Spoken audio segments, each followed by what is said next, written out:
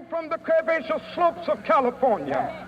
But not only that, let freedom ring from Stone Mountain of Georgia. Let freedom ring from Lookout Mountain of Tennessee. Let freedom ring from every hill and molehill of Mississippi, from every mountainside. Let freedom ring. So, first of all, I'd like to thank each and every one of you for getting up as early as you did this morning. It's a little cold, but you felt it was necessary. And I really, really appreciate that. We want to start off with the opening prayer. And Dr. Alexander Gavin will open us up in opening prayer this morning.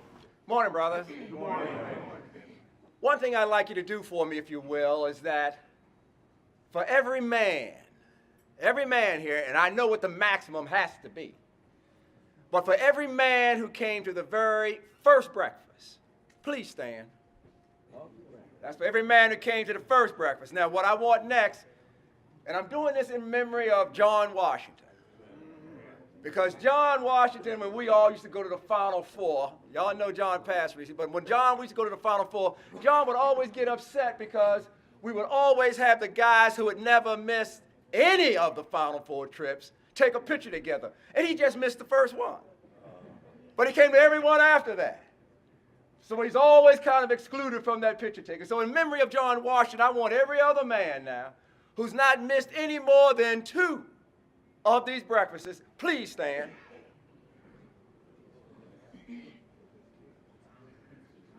And now for that last group of men,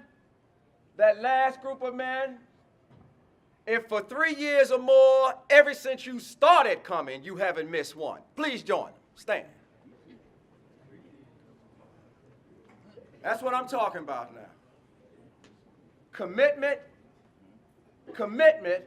And now that last thing we're going to deal with in our prayer is unity. Would everybody else stand and let's join hands.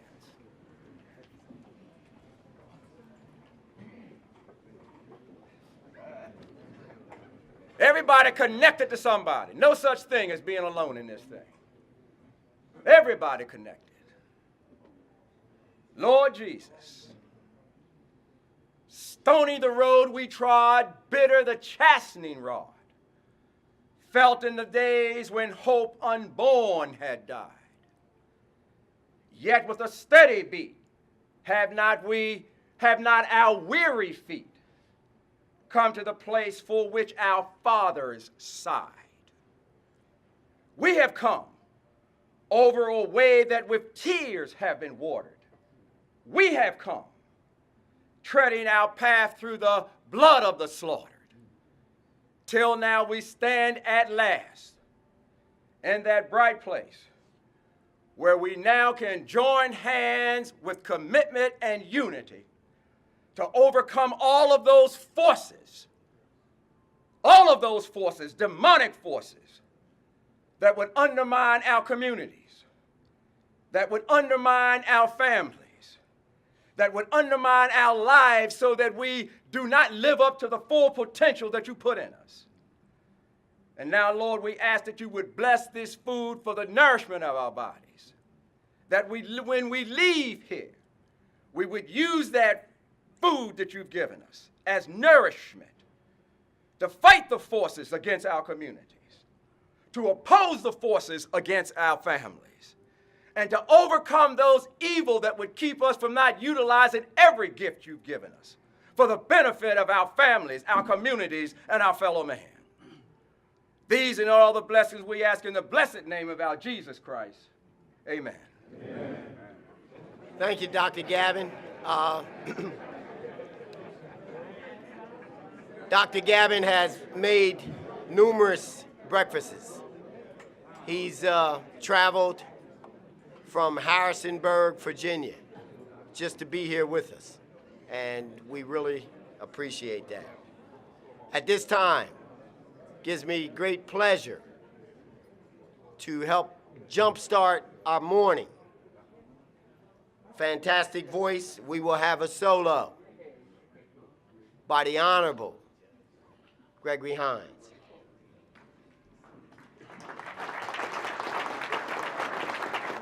Good morning, man.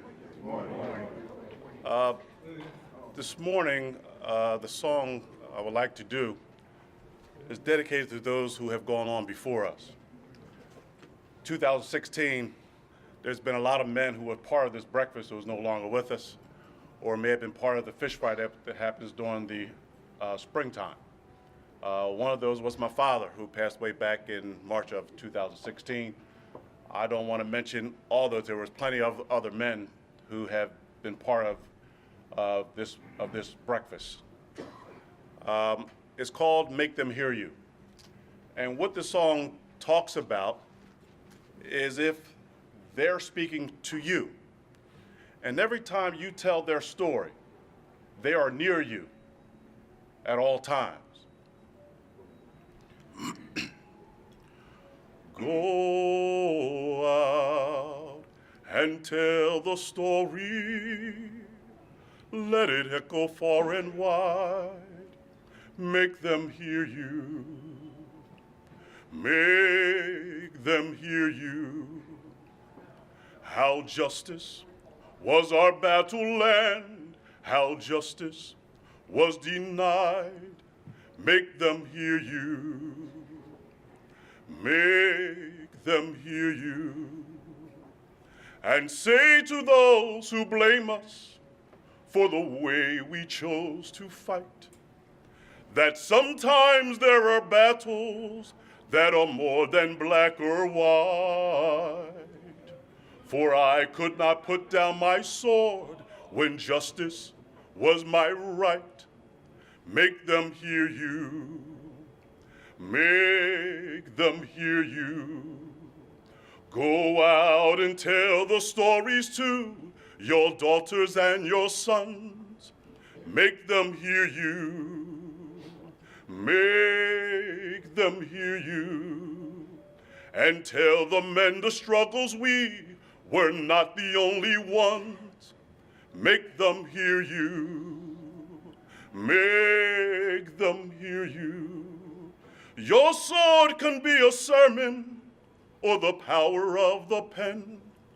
Teach every child to raise their voice, and then, my brothers, then, if justice be demanded by 10 million righteous men, make them hear you. When they hear you, I'll be near you again. Thank you. Fantastic, thank you. Like to take a moment to recognize some guests. Would all of the clergy that's assembled here, would you please stand, please? And remain standing. Would all the veterans, please stand and remain standing, please. There's any doctors in the house, MD, PhD, please stand. Educational administrators, principals, vice principals, athletic directors, school teachers. If there's any school teachers, will you please stand? Business owners. If you're a business owner, please stand.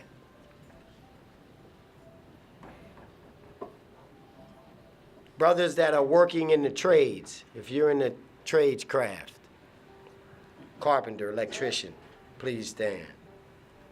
Retirees, if you're retired, please stand.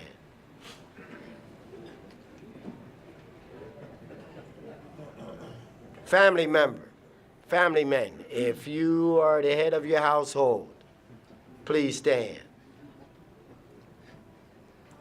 Students, college students, are there any college students here?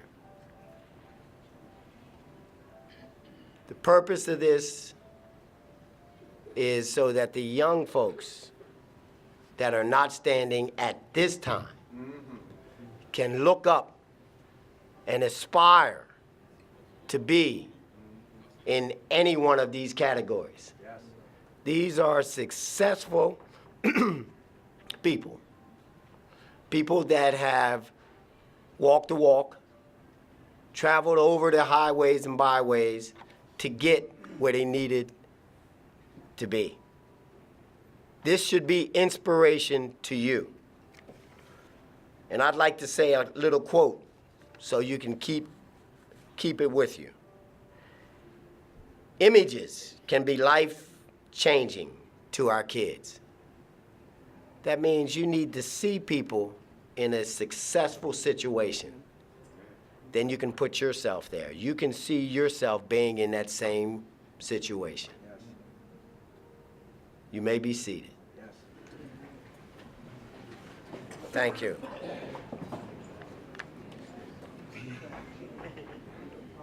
We're right on time. We've got an aggressive agenda. I'm not going to keep you long, but we're going to have breakfast. We've got a couple dynamic speakers that I'm really excited about. They've got some good messages for you. I understand if you got to leave, you'll just miss out. I'm just not going to keep you that long, but if you don't have to go anywhere, please stay around. As the tradition has it, we're going to have breakfast. Do we have any 90-year-olds in the house? 80s. 80s and up. 80s. Let's give the 80s a big round of applause for they're just coming out. 80s, you may proceed. We've got a couple of them. Mr. Young, and Mr. Young's probably the elder statesman here. And who else? Jerry?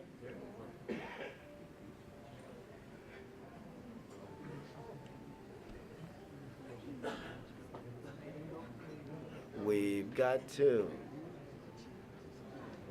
75. Yeah, just follow Eddie, Jerry. 75. That's Harry Lewis and them.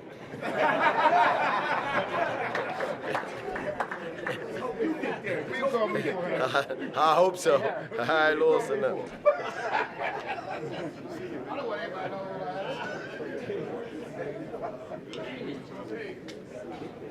Great to see you.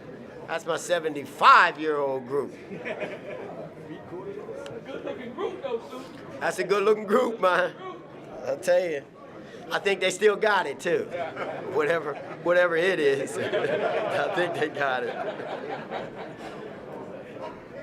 70. Should be a lot of 70s. Should be a lot of 70s. Crutchfield. Come on. Irwin, Washington. Steve. Thank you, man. The Reverend.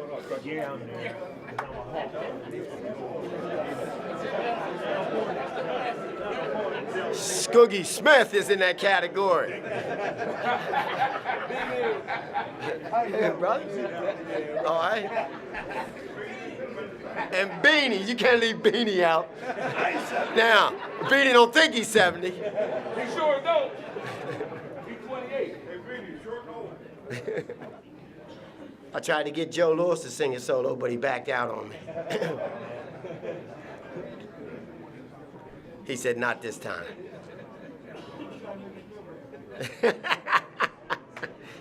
anything to get you up here. That's how we do it.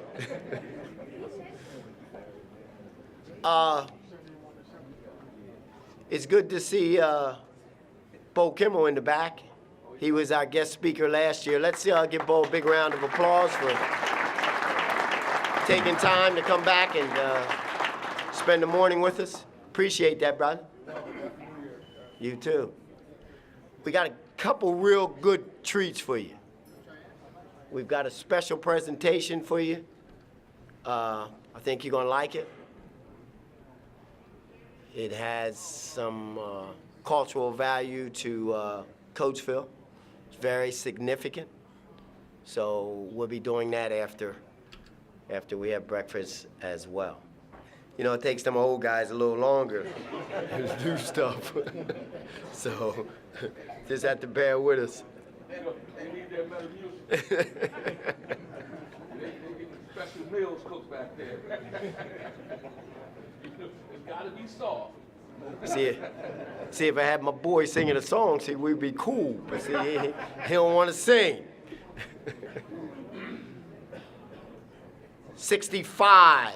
65 and up. Hey, Sue, can I fill in for my dad? No. 65 and up. Rosie Morgan. Hey, Mal. What's up, babe?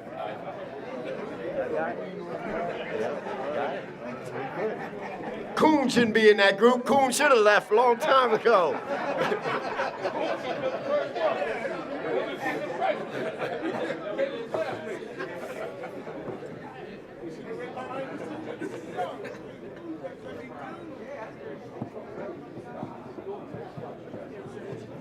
I think Mr. Elwood Dixon was in that first group too. I'd like to recognize him as well. All right, bud. Good to see you. Good to see you. That's right. That's right.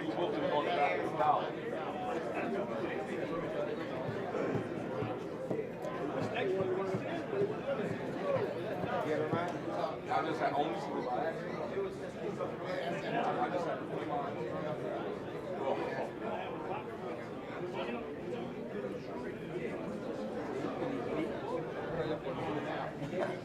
$60-year-olds, 60s. 60. Should be a large group of 60-year-olds.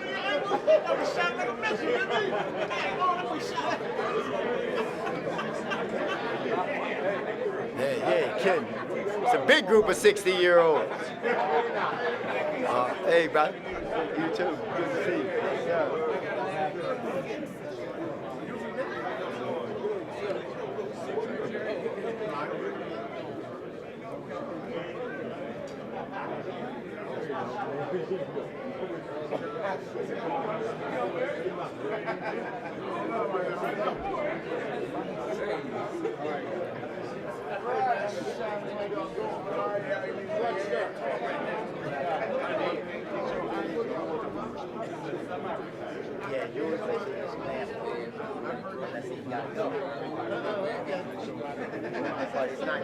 'It's only really one horse. The other guys are pretty much making announcements, but it's only one other guy that's going to.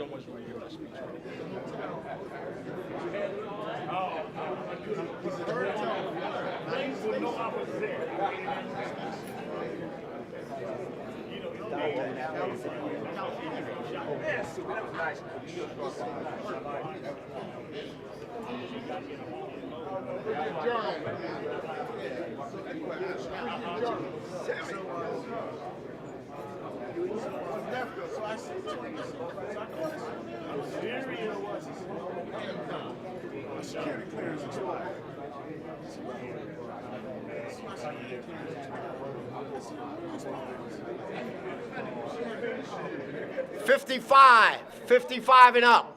Do we have any 55s? Tony, how old are you? 55. Are you? Harry is state rep. Yeah. What's up, man? All right. I mean, where's the camera?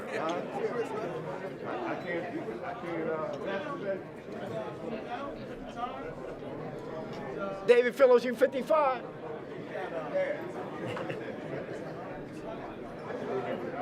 Casey Jones. How you doing? A couple guests that I failed to recognize. We've got the Honorable Judge Kuhn. Let's give him a big round of applause.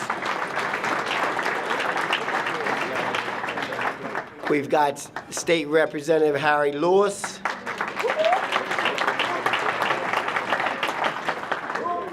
We've got the Coatesville High basketball coach, Chuck Moore.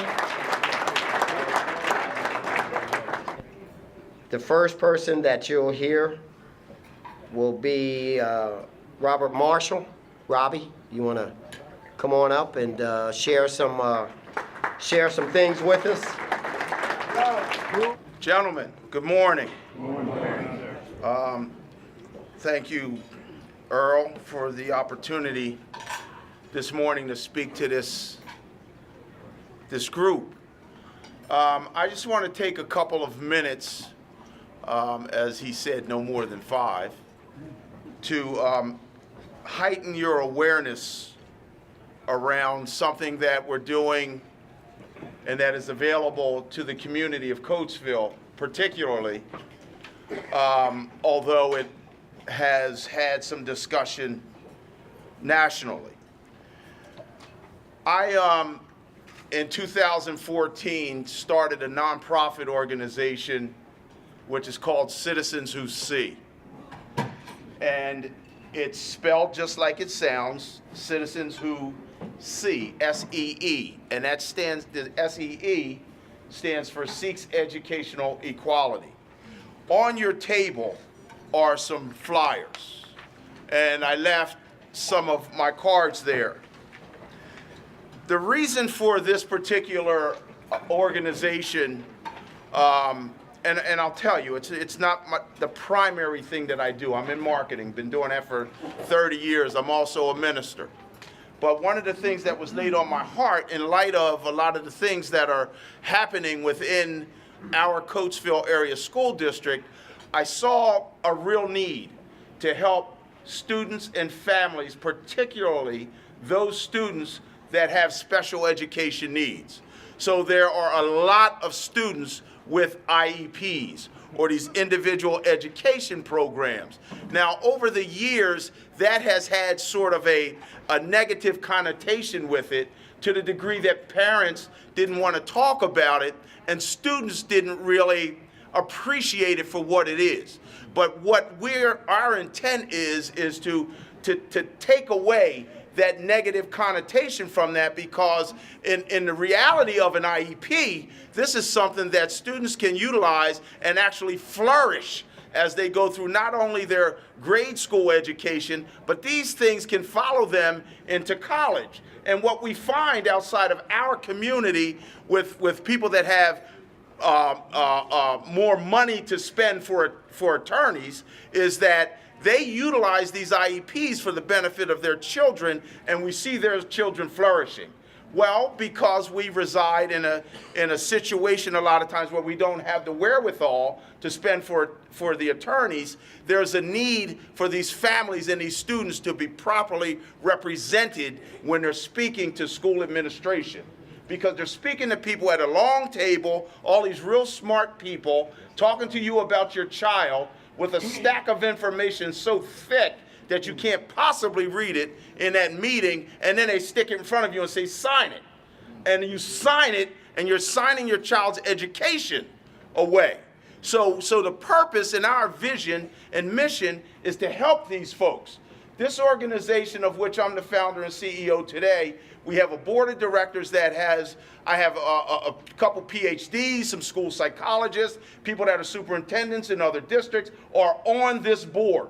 And we are actively engaged in every school with the superintendent of Coatesville, with all the principals in Coatesville. They know who we are.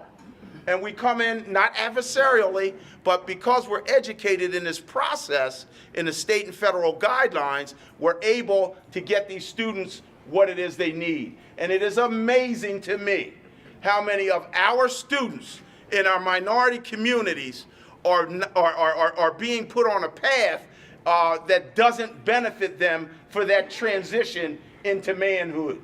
So my purpose today is to make you aware of this. On these things that are on your tables, I'm asking, as men especially, because it's young men that we're dealing with in a lot of cases. And we also do this for the Hispanic community, have relationship with some Hispanics that do the Spanish piece. But what we are looking for is nobody gets paid on this team. This is all volunteer. It's a community grassroots organization, and we have men. We have young boys that need men to work with them, to walk with them, and we will educate you. All of our education is done out of the church. For the most part, the church allows me to use the space. So God has been so gracious, I hadn't had to rent a building. So I'm looking for volunteers. If you're interested in helping in this paradigm, please reach out, call me, and we'll take any assistance. We're 501c3, so we can take donations. We have a website that's on that paper. My phone number's on the paper, and I just asked you guys, man, I mean, there's some powerful men in here. You guys have done great things, and we have a lot of young men who are capable of doing great things, but we have students that have needs. So any of you, please, this is my plea, I beseech you, brothers, please, step up and let's try to help these kids. The greatest chef, we sit here and eat all of this food, and I'm done, but the master chef said something to us, and that master chef said that we are the salt of the earth. And now I'm going to take that a little bit further. Think about this. What does salt do? Salt changes the flavor of something. And if we are called the salt of the earth, we ought to be changing the flavor of our environment. So please, let's get involved, and let's help these young kids to the best degree that we can. Amen? Amen. All right. Thank you.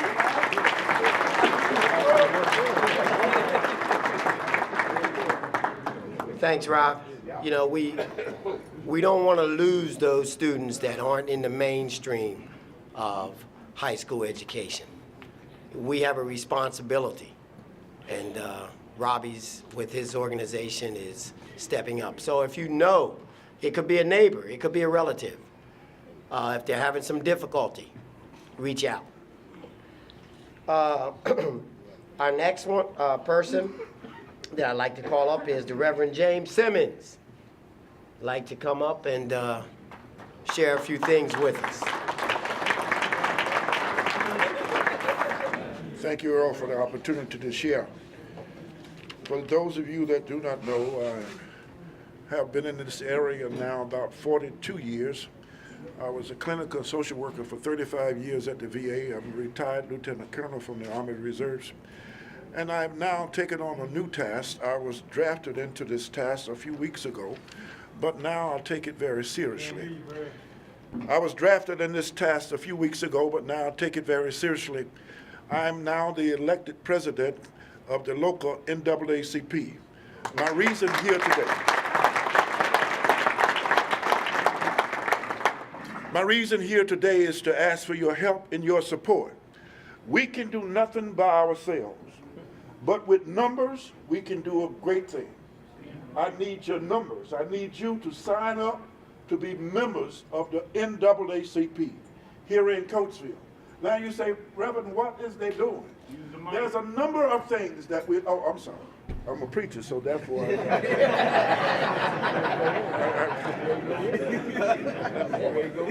there's a number of things that we're trying to do. We will start doing. But we can't do anything without numbers. When you go before the school board, when you go there with 5 members of the NAACP, they will probably laugh at you.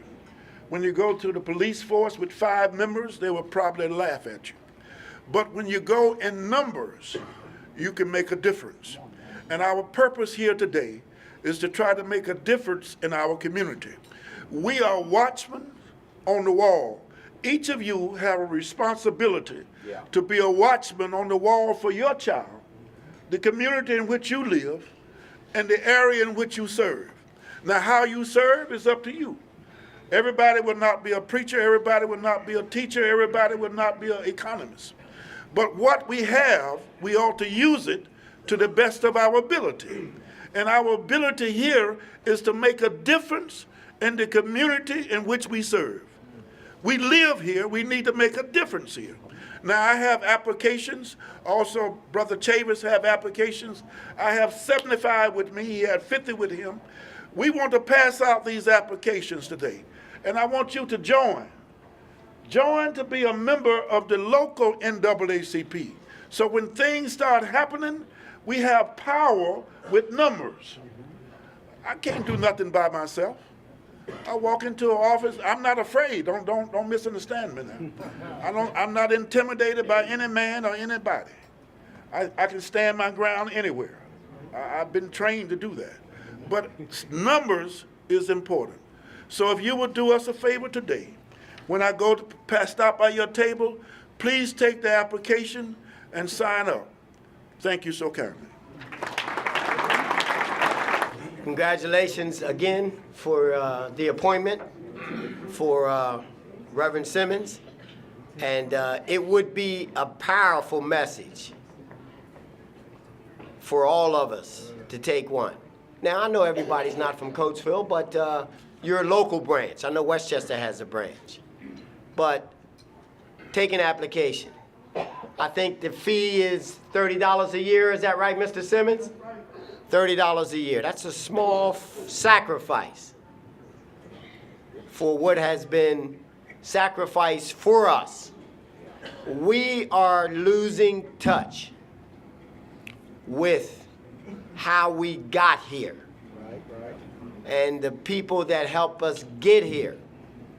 We don't want this to be in vain. This is going to be tough times. It's going to be an adjustment period for all of us.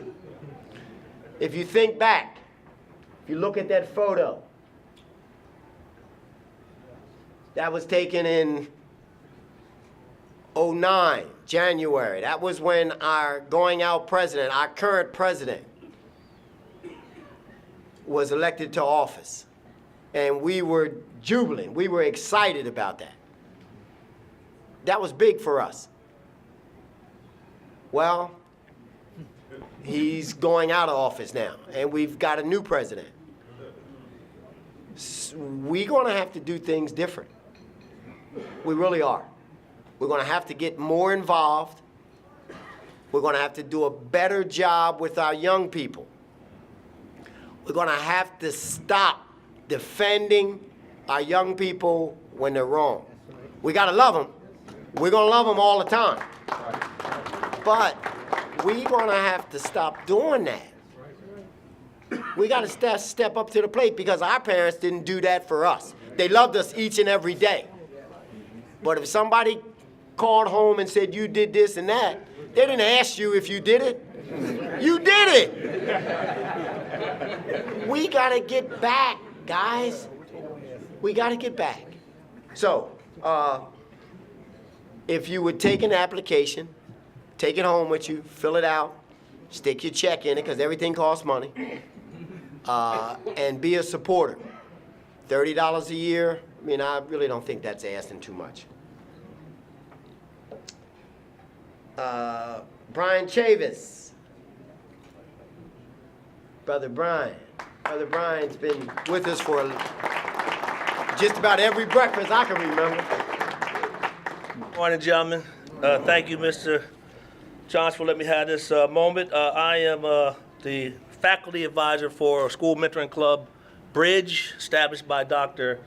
Eugenia Roberts in 2008 at the high school. The acronym BRIDGE stands for Brothers Reaching Individually Determined to Generate Excellence in Education. And our mission statement is as follows. The campus is committed to encourage and support African American male students with the opportunity to cultivate, acknowledge, and perpetuate academic success through helping African American male students realize that positive opportunities await them during and beyond high school. Our mentor and staff is all teachers and some administrators. We work with our young African American males. Myself, Carl Smith, Darren Smith, Roland Holmes, Stephen Shirk, Jim DeAngelo, Ronald Tools, and Jarvis Berry. Now, since our club's inception, we've recognized 15 college graduates, 23 current members attending colleges and universities across the United States, and currently our active population is 11 freshmen, 3 sophomores, 6 juniors, and 5 seniors. The club also has a step team. I'm sure a lot of us have heard about that, and the club is very active in involving our young men in and throughout the community and all different organizations, positive organizations. We focus on the young men that, they aren't involved in basketball, they aren't involved in football, they aren't involved in track, they aren't athletics, but we have a whole slew of young African American males that are left behind. And so we pick them up and we help them develop their character. We help them develop their sense of academic responsibility. We help them with any way we can during, and what's important is we are connected with these young men after they graduate from college, after they graduate from high school. All the members of Bridge are still actively one team. Now, for the past 2 years, our club's been giving out a scholarship to promote this pursuit for academic success. And we use student activity funds to generate the money for this scholarship. Now, according to Coatesville Area School District Student Activities Accounting Manual, which was effective August 23rd, 2016, funds raised through student activity may not be used to pay scholarships or awards for individual students. Which brings us here today, which I asked Mr. Earl Johnson to give us this platform because we want to turn to you.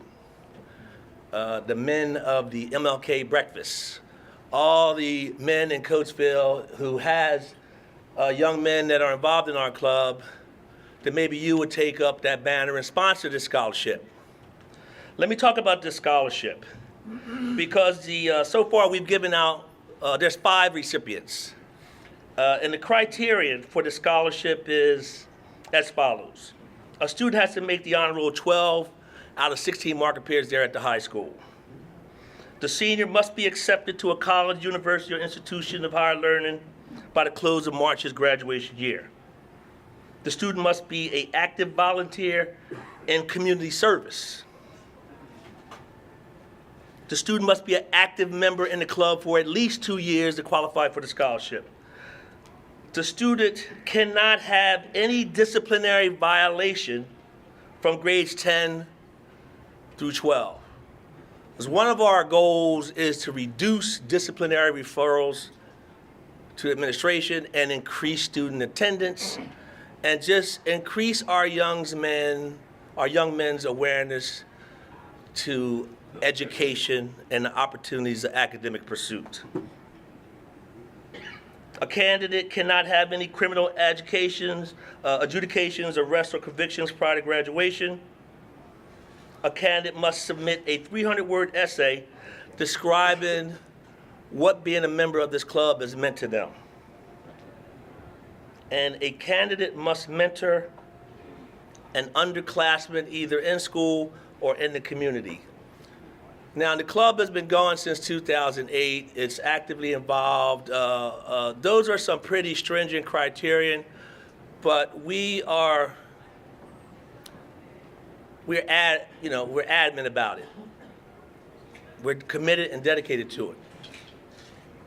We feel like a scholarship award is important because our club is building leaders.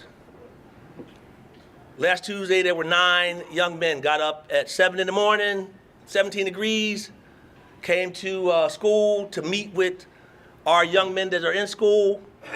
And I don't know about you, but that was pretty big. They all came in suits and ties, and they talked to these young men about what it's like being a freshman in college, what it's like graduating from college, how much that they benefited from the club, how important the scholarship was. They talked about how much tuition is. They talked about how students are going to college and not graduating and in debt for student loans. So I feel like if we want to get involved, we have mentors at the school. The school is committed to supporting the club, but this is a Pennsylvania regulation. This is not a Coatesville regulation. This is a Pennsylvania regulation. We feel like that would be something that the men of the MLK breakfast could put their stamp and let the young men at the high school know that academic pursuit is just as important as athletic pursuit or any other pursuit. And it's time that we got behind our young men and the community sends a message to the young men that learning how to think is a direct path to making good decisions. And the last time I checked, you learned how to think when you went to class, you sat in class, you paid attention. That's what our club's about. I want to thank Mr. Johnson for giving us this opportunity, and I hope that you gentlemen want to step up to the plate.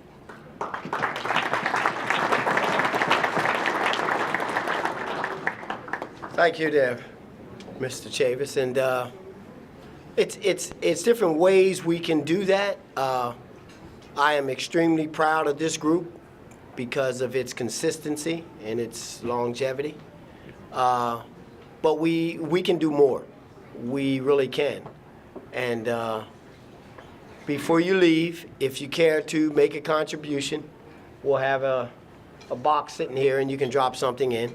Or you can give me a call at a later date and say, I think I'd like to be a part of this scholarship program. Our next person, before we get to our award presentation, is an icon in Coatesville, was a role model for me. I didn't go to James Adams, and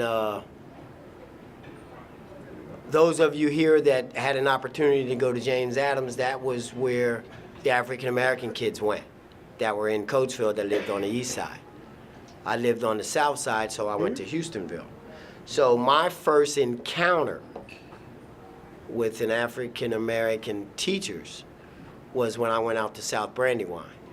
And it was 3 African American male teachers out of South Brandywine when I went. Norman Hines,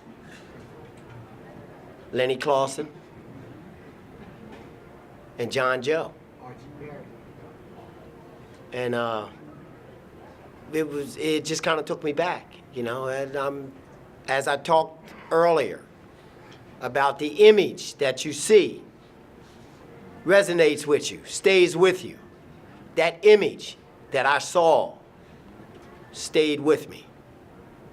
And we need more of that.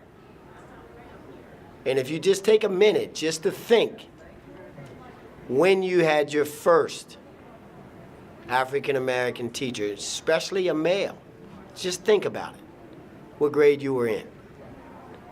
John, you got a few things you'd like to say?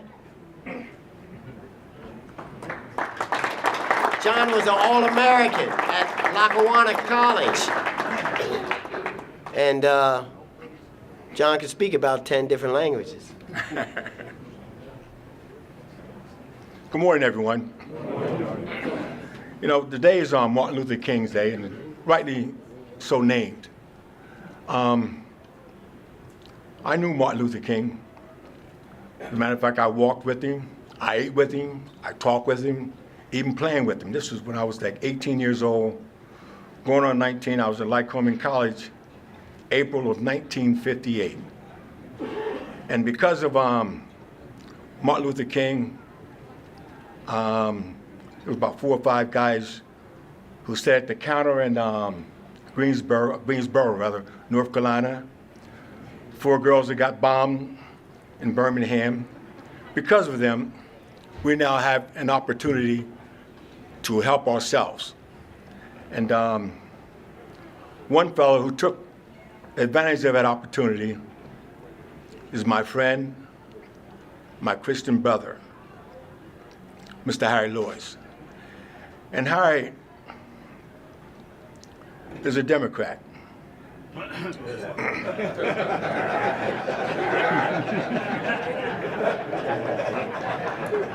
I knew that would wake you guys up. No, but Harry took advantage of that. And before that, let me back up. Harry was a longtime teacher at Coatesville High School, principal, and also a coach. And after that, he became a Pennsylvania State Representative, a Republican. But you know what? He's there for everybody. He believes in doing what's right, and that's what he did. Harry has done so many wonderful things. I have to tell you about it, and I say, Earl, Mr. Johnson, let me tell everybody about Harry. Because see, I grew up next door to Harry. You know, this guy, he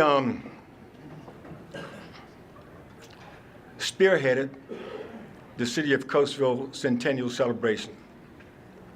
And because he's the type of, I would say Casey or sage fellow, he was able to maneuver almost $6 million from the state to help revitalize, to help restore the city of Coatesville. And believe me, whatever happens in Coatesville, whether you believe it or not, it has an impact on everyone.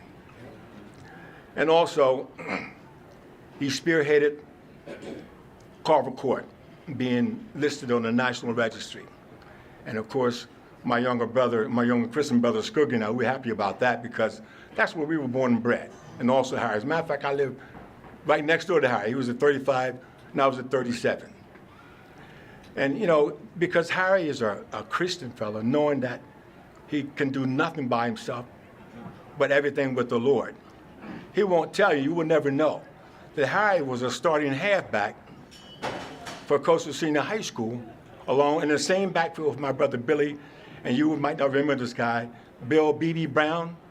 They were in the backfield together. And I think they probably ran the T back then, and they crossed that T with a real dark black letter. Boom, you could see it. That was my brother, Harry, and B.B. Brown were in that backfield. And Harry will not tell you also that he was a world-class hurdler. You know, he was a hurdler. And matter of fact, there's a guy named, you might not know this guy, Big House Gaines. Took him down to Winston-Salem. He did a heck of a good job down there. And then, of course, when he came back, he's still helping people. And Harry, I tell you, I just want you to know that I really appreciate you, buddy. Fantastic job, and I want everyone to know that this is Harry Lewis, the guy that we know, the guy that looks out for us. And Harry, if we were in Russia, we would say Harusho to you, okay? If we were in German, we'd say Danke sehr gut, okay? Poland, dzień dobry, okay? France, we'd say maybe what? Merci, très bien, okay? Italy, hey, musulman, no. Spain, gracias, bien hecho, job well done. And of course, in the United States, well, in Korea, we say chalhanda. But anyhow, Harry, right here, we're saying to you right now, and it's my pleasure to say it, thank you, plaudits, and prayers for continued good success.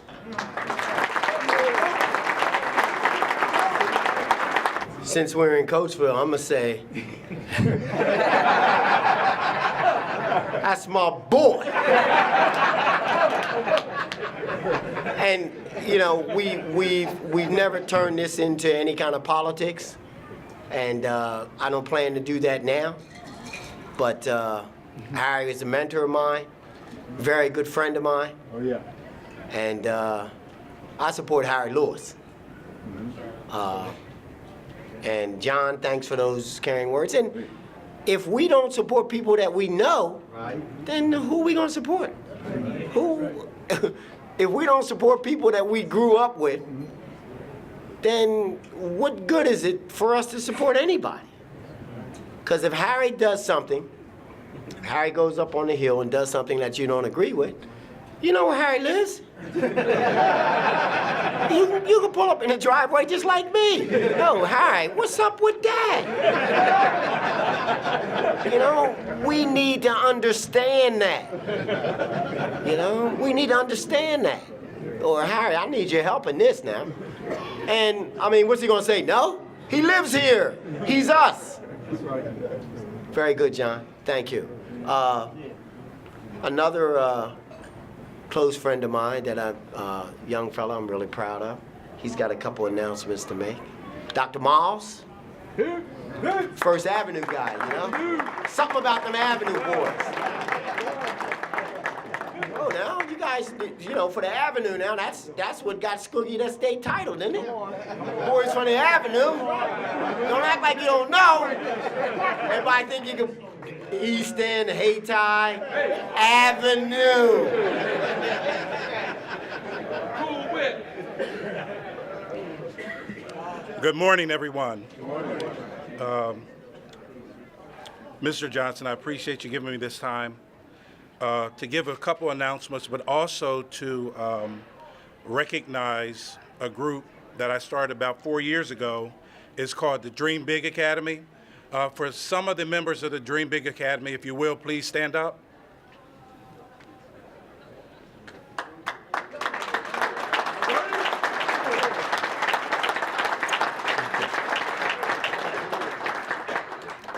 The Dream Big Academy is a program that was developed to assist young men between the grade 7th grade to graduation. It's a mentoring and youth development group. What we do is we expose young people to different educational activities, different speakers, different cultural and recreational activities. And one thing that I'm really proud of is the young men do not have to pay for anything. Everything is free.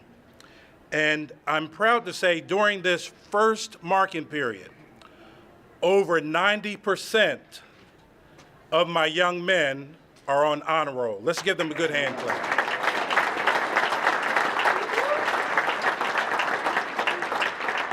You might think, what is the incentive to encourage these guys to do that? And it's positive peer pressure. We've been very successful with that with these young men. But today we're having an activity that's going to take place down at the W.C. Atkinson, the old Atkinson Hospital, 822 East Chestnut Street. What we have there, we have an exhibit that's entitled, "The Past Meets the Present, the Evolution of Coatesville Boys Basketball Over the Past Century." It is compiled by our own Coach Scoogie Smith, who's put a lot of energy into the collection. Give him a good hand clap for Coach Scoogie. The collection is very impressive. You do want to stop past to see that. We also have the unveiling of the Dr. W.C. Atkinson poster and bookmark by Senator Denneman, and there will also be a tour of the Atkinson project, which will go from the resource center to the shelter, to the apartments, to the transitional housing, and to the supportive permanent housing, and also through the exhibit. We also have an urban expression artistic display by our own Andre Boggs Sr. And we will award 4 laptops to college students, and we have 8 laptops that are going to be awarded to young men in the community. If you have the opportunity, I really want you to stop through and to support this event. I guarantee you, you will not be disappointed. You know the history of our East End quadrant of the city? I am from the Avenue. But for the East End quadrant of the city, we need positive activity. So if you have the opportunity to stop past at 12 o'clock, I'd look forward to seeing you there. Thank you for the time. Thank you, Dr. Miles. It's a lot of good stuff going around. And that's one of the purposes of us meeting here, so you can be aware and you can help so that you can join in. And let's give Scoogie a big round of applause. Scoogie's our state champion coach for basketball. Coatesville's got a rich basketball history. Scoogie's right in the mix. Scoogie's right there. Scoogie's one of us. Carver Court boy, Brandywine Holmes. Yeah, he can't play too good, but you know, he can coach. Okay, this is the proclamation, and I'd like to call State Representative Harry Lewis up front, along with Coleman Matthews and anybody else from the Matthews family. And I'll let Harry read this. Please pay attention because it's extremely important to all of us.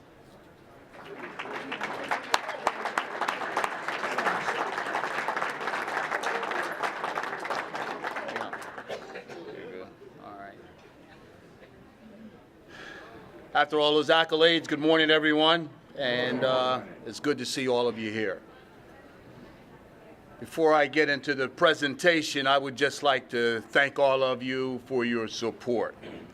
Ladies and gentlemen, and there was some ladies in here earlier anyway, and the young kids. But I'd just like to say, being in this room, and when Earl had all of the doctors, lawyers, and Indian chiefs stand up, when I was coming along, if we were to have a gathering like this, it would be gentlemen like John Joe, Hank Hamilton, and a few others, because they were our mentors. And they were the big guys and the older brothers to Billy Joe and myself. Let me tell you, and let me emphasize how vested I am in this community. I've taken a lot of heat because of the party registration, but let me tell you, I'm a gentleman. I take advantage of any opportunity that's presented to me. Amen. All right. All right. I've learned that a long time ago. And as Dr. Joe stated, I too knew Dr. Martin Luther King. I too was involved in the sit-ins in Greensboro.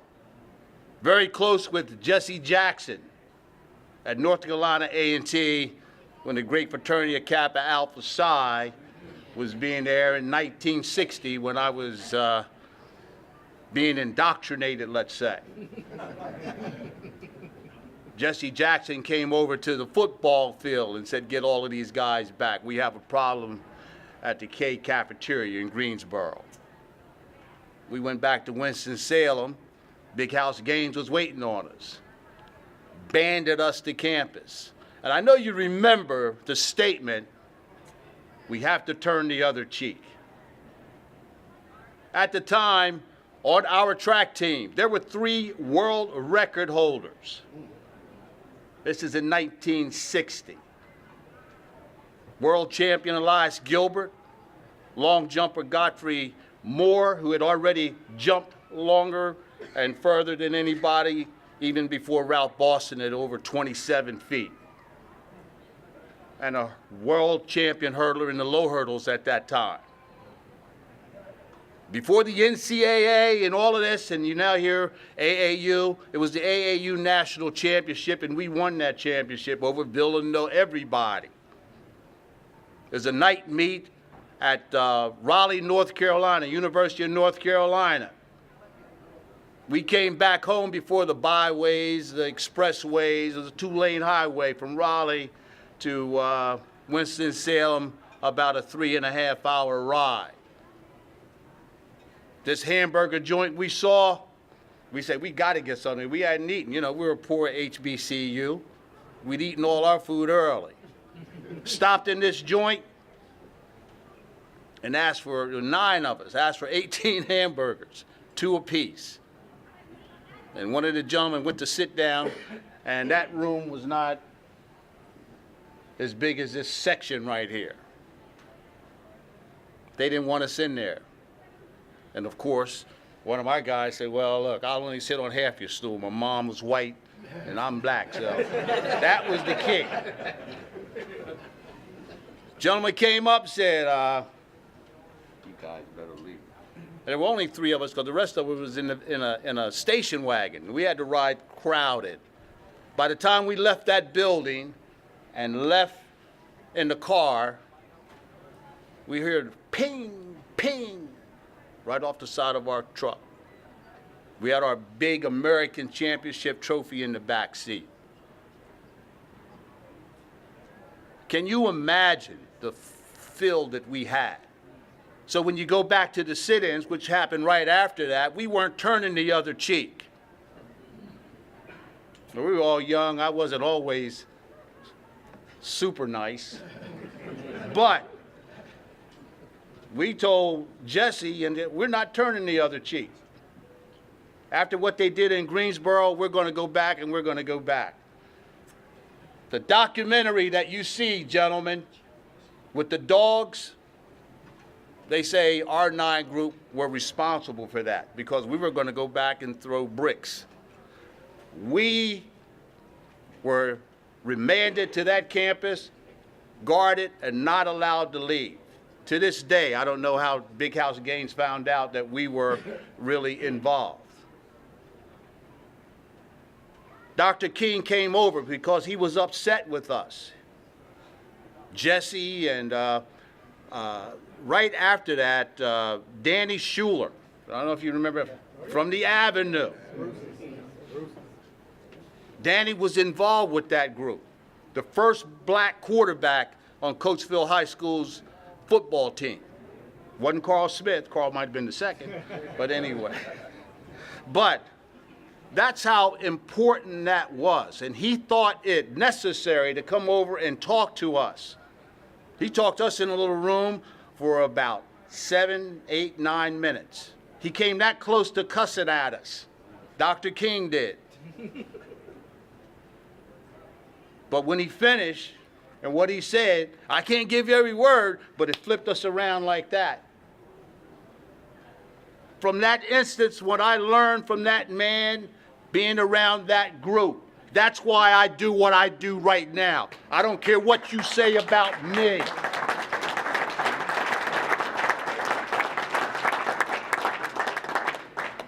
I work in my community. I love my community. I'm proud of what I do, and I'm still working for the community. The $5.9 million Dr. Joe mentioned,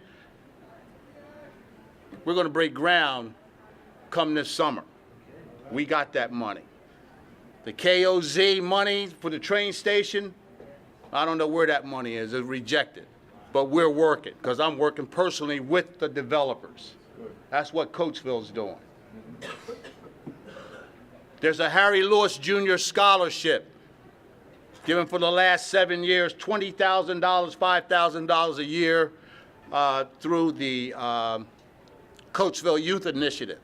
That's one of my babies. I started that. And now it's self-sustaining. I'm chairman of the Newland Foundation. Right now, and every young man and every scholarship group in here, we have 19 young people from Coatesville High School in the college of their choice right now. We've guaranteed, if you maintain your grades, we will guarantee you your college degree, and you don't have to pay a cent. Right now, we have 19 in. That's Coatesville. That's what I've been doing. Sometimes you have to work on the opposite side so you know what's going on. That's right. You better believe that, and you better inform yourselves as to what's happening. I get teased by Trump and this kind of stuff. I don't care about, wait a minute, does anybody have any? But I'm about Coatesville. That's my political connection. I'm doing what I can for us locally. I don't worry about what I can't control. I worry about what I can do in this community. You'll never ever see a group of black men with the number of professionals and the mentorship and the potential in this room for our youngsters that you have right here, right now. There's a lot of history in here, gentlemen, a lot of history. I could go on. I guess I've gotten better at this. But speaking of history, there's also a group of men that we always have to recognize, our veterans. And the veterans that stood up early, let me tell you, if you've never been in a war or been around the military, you should ask someone. The sacrifices, the degradation, the things that they've had to go through. The Vietnam veteran. I have my brother here, just came in from Detroit for this. Vietnam, 3 terms? Twice. Marine Corps. Absolutely. And he never shared stories with me until recently. But he'd send me all the pictures, being the next to me. But I've never been in the military. Being the oldest of the 9 boys, 6 of them have been in the service. I respect the armed service. Another Marine, 2 Marines, another Army, Steve, Doug, Johnny, and Tam, Army. So I know a little bit about it just from the stories. But this goes way back into our history. And this is why these gentlemen are standing here with me today. We're here to pay honor and homage to one of our own, one of the original, and it's one of our Buffalo soldiers from Coatesville. And at this time, I'm going to read this condolence resolution from the House of Representatives, sponsored by me, and bear with me because it will give you the history of what I'm referencing. Whereas the House of Representatives of Pennsylvania wishes to honor the memory of Sanders Haygood Matthews Sr., who passed away at the age of 95 on August 26, 2016. And whereas, born in Griffin, Georgia, on April 8, 1921, Mr. Matthews was the son of the late Rosa Haygood and Otis Matthews Sr., and relocated with his family to Coatesville at the age of 5. He graduated from the James Adams School of Coatesville in 1939 and enlisted in the United States Army. Mr. Matthews traveled to the United States Military Academy in West Point, New York, where he was assigned to the 10th Cavalry of the Buffalo Soldiers. During his service, he tried out with the Major League Baseball's Brooklyn Dodgers for the shortstop position, and he completed his military service at the rank of sergeant. Lauded as the first African-American police officer in Highland Falls, New York, Mr. Matthews enjoyed a successful career in law enforcement. Sometime later, he became president of the Buffalo Soldiers Association of West Point and was integral in establishing a memorable occasion that teaches West Point cadets, the military community, and youth about the legacy of the Buffalo Soldiers. Additionally, he initiated a special project committee, which has worked with the United States Military Academy Museum to create a Buffalo Soldiers monument, which is slated to be unveiled in 2017. On the 140th anniversary of the West Point class of 1877, at the time of his passing, Mr. Matthews had been lauded as the last surviving Buffalo soldier from West Point, New York, and Coatesville, Pennsylvania. And whereas a beloved husband, father, grandfather, and friend, and an avowed community steward, Mr. Matthews exemplified the best qualities of the human experience, and his loss will be felt by many individuals who knew, admired, and loved him. Now, therefore, be it resolved that the House of Representatives of the Commonwealth of Pennsylvania proclaim with enduring sorrow the passing of Sanders Haygood Matthews Sr. and extend heartfelt condolences to his wife, Cora L. Holliday Matthews, son Dennis, 2 grandchildren, 1 great-grandchild, and many other family members and friends.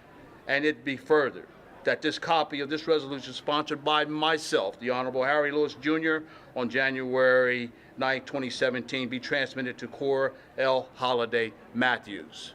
Thank you.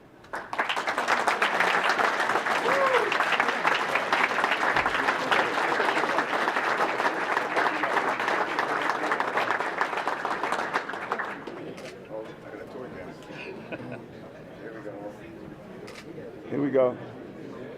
Hold it.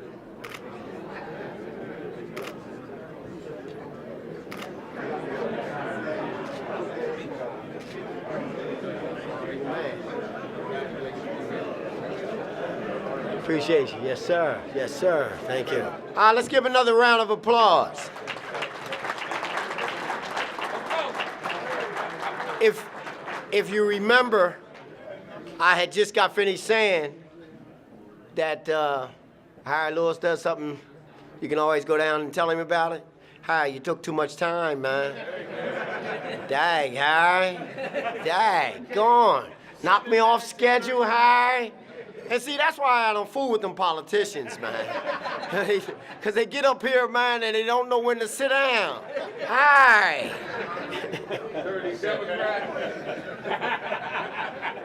Okay, we have 2 speakers. It's not going to be long. 2 people that got a dynamic message. I'm going to have John Allen come up first, if he can break himself away from Skoogie. And he's going to do the introduction.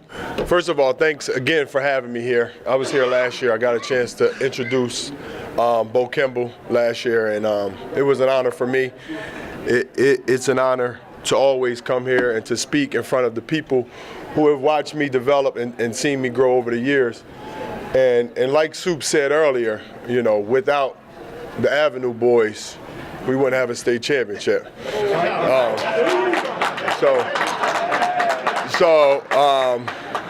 I know, Ann. I know. But, you know, for me, I always wanted, obviously, just like every other kid in here, I wanted to be a professional athlete. And, you know, I got the chance to play 7 years in Europe. I wanted, you know, like everybody else, I wanted to be in the NBA or the NFL or, you know, track or whatever the case may be. And, you know, unfortunately, I didn't get there, but I got a chance to experience and live out some of my dreams playing in Europe. And Mr. Lewis, you know, guys like Mr. Lewis, Skoogie, Soup, numerous guys would tell me, Mr. Smith, Mr. Carl Smith, I'm sure you've told me 100 times, that the ball would stop at some point. The ball would stop at some point, and when I was 18, 17 in high school, even in college, even as a professional basketball player, you couldn't tell me that the ball would stop. I thought I would play forever. You know, I didn't think that I would be in this position where I would be back in Coatesville or now in Phoenixville, but I would be back with an opportunity to tell people my story. And, you know, when I finished, I didn't know where to go. I didn't know what to do. I got into coaching a little bit, and I wanted to expand out a little bit, get away from Coatesville, see some other things and experience some different things. And that journey kind of led me to Phoenixville, where I am now. And at Phoenixville, I got the chance to meet Dr. Parkinson, and over the past 4 years, I've had the opportunity to learn from him as a mentor. He's taught me many things that I can remember Mr. Lewis telling me in high school, pull your pants up, leave those girls alone, things like that. And as a 17, 18-year-old, again, you don't get the opportunity, or you don't know that they're just preparing you for the rest of your life. The only thing that I seen in high school was money, girls. I was a successful basketball player. I seen the thing, Iverson with his braids and his tattoos. I didn't get an opportunity to see, or I didn't get an opportunity to listen to the things that the older guys were telling me. And when I got the chance to meet Dr. Parkinson, come to school every day, call him Dr. Parkinson, had a suit on. I said, okay, this is what Mr. Lewis and Mr. Smith and some of the other guys were talking about. Somebody that was not only involved in the school, but was involved in the community.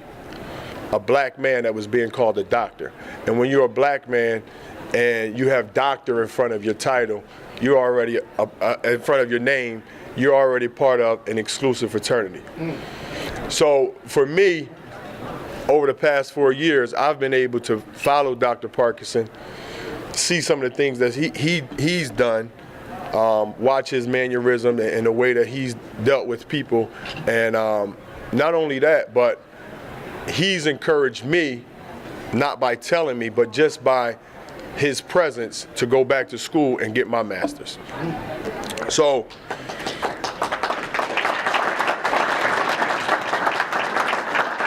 his bio reads, he's been working to enhance the lives of young people for over 20 years in a variety of ways. He has served as a social worker, program director of Devereaux Foundation, and as a learning support teacher for the Chester County Intermediate Unit. Currently, he serves as the principal of Phoenixville Area High School. Dr. Parkinson is a graduate of West Potomac High School. He has a BSW from Millersville University, a master's degree from Westchester University, and his doctorate from Immaculata University. Under the leadership of Dr. Parkinson, Phoenixville Area High School has been recognized as one of the top high schools in the United States. U.S. News and Newsweek recognized Phoenixville Area High School as one of the top 5% of schools in the country for the past 6 years. Dr. Parkinson is a member of Kappa Alpha Psi Fraternity Incorporated, a member of the National Association of Black School Educators, and a member of Association of Supervisor in Curriculum Development. He is also the founder of Destinations with Direction, a mentoring program that is designed to provide first-generation college students the opportunity to access post-secondary education with resources and tools to ensure their success. He also consults with school districts and educational organizations in the area of multicultural and urban education. Please help me welcome. He has a great message. You know, being that this is Dr. Martin Luther King's day, yesterday was his birthday, today is his day. We talk all the time about Black people and our minorities and youth continuing their education, and he has a great message to go along with that. Please help me welcome Dr. Parkinson.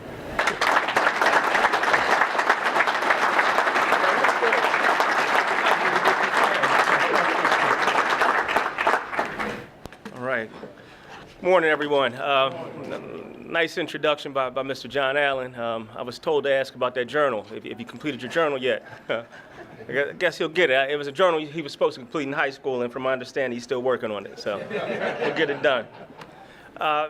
You know, let me just start. I'm going to go off script. My message to you is 11 minutes and 40 seconds, so, you know, stick to me. Hopefully, I'll keep it within that. But before I even get into my message, I just want to thank all of you. You know, my first time ever being here, about a few weeks ago, Mr. Allen asked me to be a part of this event, and he knows I don't say no to anything. I'll say yes, anything you ask me to do, I'm going to do it. But when I walked into this room and just see a room full of, you know, Black men, brown men, it's a special thing to see.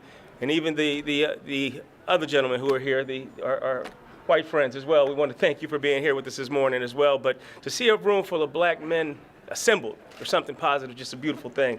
A little off script, but let me jump into this, what I want to share to you this morning. Just want to again say good morning and thank you so much for allowing me to be a part of this very special occasion. This morning we are here to celebrate the legacy of the great Dr. Martin Luther King Jr. To truly appreciate Dr. King Jr., however, I know it is worthwhile to first examine the state of education that we're in currently and what we need to do to overcome the many challenges that are facing us today. Unfortunately, the many things that the great Dr. Martin Luther King Jr., his supporters and predecessors fought so strongly for, such as the right to vote and a quality education, has become taken for granted, something that our young people are taking for granted today. The struggle, as it is, and as it was, has faded to a distant memory. As a high school principal, one of my greatest disappointments is when I observe a young man and woman of any race ignore the value of education and throw away the opportunities due to their ignorance and inability to understand the importance of an excellent education. But especially our young Black and brown men. The struggles and challenges that are placed before us as men of color is no secret. And it is also no secret that society is tired of us using this as an excuse. As true as this may be, they're tired of hearing it. With that being said, I've always been a firm believer in the power of education and knowing that no matter what happens, to me, that can never be taken away. This was a valuable lesson that I was afforded growing up in Alexandria, Virginia. At the young age of 9 years old, I was diagnosed with a learning disability and given an individual education plan. I had a significant processing disorder and poor executive functioning skills. And what this simply meant is that when information came in through reading or through someone speaking, I was not able to process it as quickly. Now, some things that someone could read on their first go-around, it took me 3 or 4 times before I was actually able to understand what was being said to me or what was being spoken to me. Now, I'm sure many of you can imagine how frustrating this was for a young man, how difficult this was for me growing up. What was even more challenging and arduous is how I was treated for having a learning disability in high school, elementary school, middle school. I was often teased, the butt of many jokes by many of my peers, and often left out of various social circles because I was viewed as different. What was even more damaging was I started to believe the things that people were saying about me. I started to own the label that was given to me as being learning disabled. I actually thought that I was incapable of learning and thought that any thought of pursuing any educational opportunities was going to be a waste of my time. I was a very poor student in elementary school, middle school, and parts of high school. I was placed in the lowest level classes all the way through my high school experience. My parents were both very supportive individuals, but were not savvy enough to understand the politics of education. See, what they didn't know was that often our young black boys are identified early and labeled with learning needs and often targeted as underachievers. I'm not saying that I didn't have a learning problem or I didn't struggle to learn. However, I knew that I was given the appropriate level of support earlier in my educational experience, I could have been much more successful academically. Now, because it took me a longer time, because it took me a longer time to learn, many pushed me aside, didn't give me the opportunities to take some of these higher level classes. But I'll tell you this, my life changed for the better when I was in 10th grade, when I had my first and only black school teacher. His name was Mr. McGuire. Mr. McGuire challenged me unlike I had ever been challenged before in my life. He would not allow me just to do enough to get by. He demanded more from me. He was the first person to ever tell me, as well as my mother, second person, my mother often told me this as well, that I could be more than just an athlete. He was the first person to tell me how smart I was, and that was crazy to hear someone tell me, a guy who grew up with a learning disability, that I was smart. He was the first person to tell me that I was not reaching my academic talent. Now, you can imagine the feelings that I had when someone's telling me how smart I was. You know, when he said this to me, I looked at him, I said, Mr. McGuire, do you know who I am? Second question I asked, did you look at my 9th grade transcript?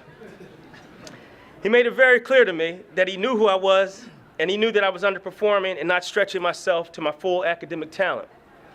Mr. McGuire challenged me to read the first book I ever read in my life, which was written by Richard Wright, titled Black Boy. I read that book cover to cover in 10th grade for the first time, first book I ever read. He told me after I read this book, he would support me for the rest of my time at West Potomac High School and would see that everything I needed academically was provided to me. Now, he lived up to that promise after I completed that book and I wrote a 5-page summary for him. Although he didn't have the ability to assist me in being placed in higher level courses, he made sure that every paper I wrote was grammatically correct and everything was well written. It was that very moment I knew how powerful education was for a young black man. Although I continued to be a part of the special education system, I had a greater sense of confidence within me. I no longer felt that I was dumb or unable to learn.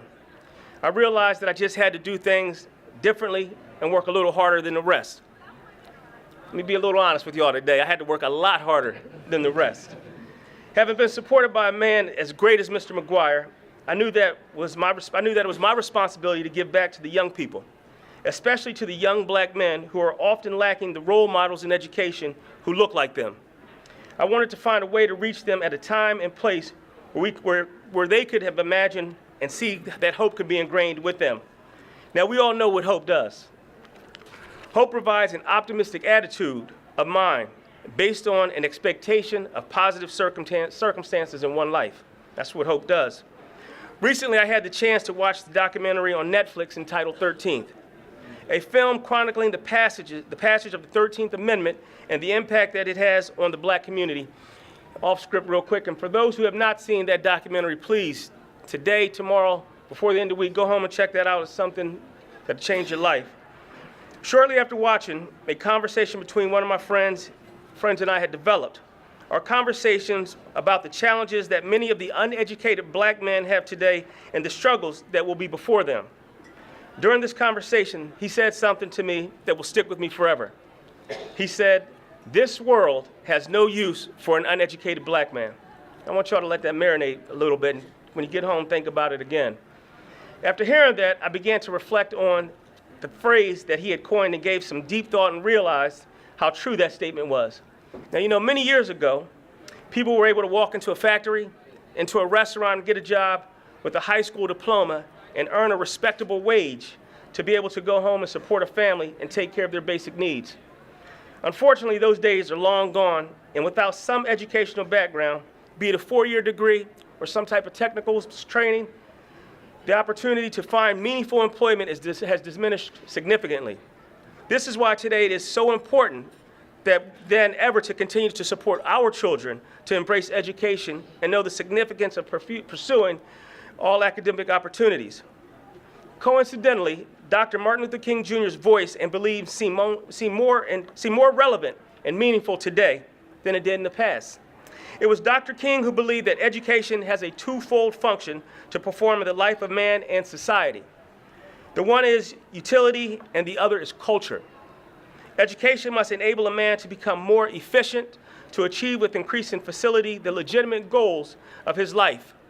The function of education, therefore, is to teach one to think intensively and to think critically. Intelligence plus character. Now that's the true goal of education. The complete education gives one not only power of concentration, but worthy objectives upon which to concentrate. The broad education will, therefore, transmit to one not only the accumulated knowledge of the race, but also the accumulated experience of social living. Spoken by the great Dr. Martin Luther King. Now, as I personally reflect on what Dr. King meant to me, he was a beacon of hope, a person who wanted equal justice for all, a man who wanted everyone to have an opportunity to an equal education, a meaningful education, a man who stood in the face of the adversity and overcame all the challenges that he was presented with. I am thankful for Dr. King and the legacy that he has left behind for all of us. I think the greatest way we can pay tribute to Dr. King is to serve as a beacon of hope for others, understanding the importance of education and share that with all whom we come in contact with on a daily basis. Now, the reason I have such great hope is because of my story. I'll remind you that in a high school, I was diagnosed with having poor executive functioning skills. Now, today I function as the executive of a public high school. I was often teased by my peers. Now I shape a community of young people to combat such teasing. In high school, I believed what others said about me. Now I believe in my abilities, and I believe in my education that has prepared me to be more as Mr. McGuire challenged me to be. And education can give us great power as leaders to overcome obstacles in our life so we can then be instruments of change and help others as others can go through others travel through their own obstacles. So I leave you this morning, I need you to walk away with three things. The first being that through determination, grit, hard work, that all things are possible through the support of the Lord Jesus Christ, of course. The second being that education, the true equalizer, that is something that can never be taken away from you. Once you have that education, no one can ever take that away from you. No matter what happens to you, that's yours. You own it. Now, the third and final thought that I have for you is to dream and dream big. 54 years ago, Dr. Martin Luther King Jr. wrote a speech about a dream he had, and in that dream, he spoke of his desire for all children to be afforded the opportunity to an education that will provide them the necessary skills to be successful and productive in our society. Dr. King also dreamed about a future where all of us would be treated fairly and live in a world where hatred and discrimination no longer exists.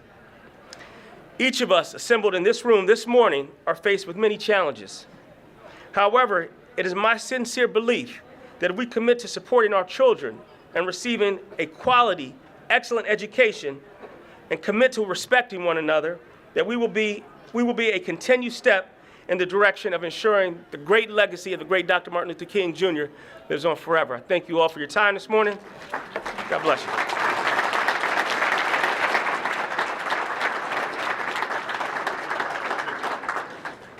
Thank you, Dr. Parkinson.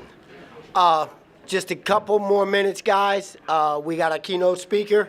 Just hang in there with us for another 10, 15 minutes, and we'll be done. At this time, I'd like to call the Reverend Frank forward to the podium so he can introduce our keynote speaker of the evening, Reverend Frank. Reverend Frank had called me all summer, 4, 5, 6, 7 times. I've got this dynamic speaker. I think it'd be great. The guys will enjoy it. Frank was pretty persistent. And Avenue Boys, so when the Avenue Boys call, you got to answer the bell. Come on up, Rev. Thank you, Brother Earl. Good morning to you all. I've been given the task of introducing a friend of mine that I've come in contact with that I thought would be an inspiration to us as black men within our Coachville area. His name is Derrick, Pastor Derrick Johnson.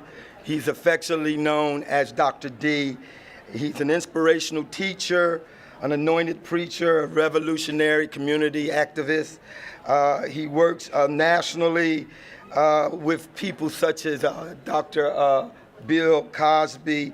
He's a personal associate and friend of our present president, Barack Obama, where he's hosted him at his church before he became president. He's known throughout the nation and especially around the East Coast for his activism and for his speech and conferences. And he's addressed the Black Caucus to help reduce recidivism that's plaguing our country. He have many accomplishments where he has been instrumental in starting child development community policy program. He's created the Hood March, where over 700 men in his area marched to help change the effects of violence in the community. He's started as a spokesperson for Project Life, a movement developed to address the issues of men and women that deal with issues in the justice system. Just so many different accomplishments that he has done. But primarily, amen, what I really liked about him is myself being a person that made a lot of mistakes when I was young and got into drugs and into criminal activity and ended up in the criminal justice system myself. Just have a deviant lifestyle, and I had a second chance. You know, through my encounter with Christ and with the church, my life was able to turn around. So when I meet somebody as dynamic as this man, knowing where he came from, his background, he was incarcerated for over 15 and a half years on death row for activity as a gang person in his youth in the Delaware Maximum Security Unit on death row. He connected with a program that was under the auspices of President Clinton, and he signed up for that program, was one of the first ones to graduate from that program, got him off of death row, got numerous degrees while incarcerated. Amen. He was released after 15 years. He started the church that he now pastors called the Joshua Harvest Community Church. He's just a tremendous activist, and presently he has been appointed the czar over drug and violence by the mayor of Wilmington. He's the first African American to hold that position, and it gives me great joy and pleasure to present to you guys this man of God, my friend, Pastor D, we call him. I want you to put your hands together and receive him as he comes. Thank you. Peace and grace. Praise the Lord, everybody.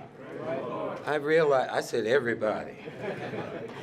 Let's try that again. Praise the Lord, everybody. Praise the Lord. Thank you.